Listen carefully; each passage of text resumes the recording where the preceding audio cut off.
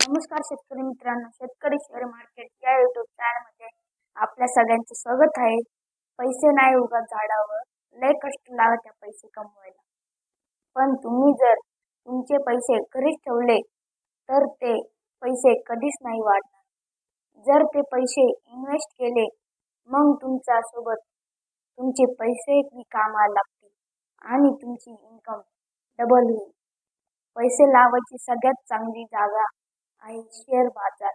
कारण तुम्ही जर काही दुसरा बिझनेस केला तर त्याकरता तुम्हाला पूर्ण टाइम द्यावा लागेल.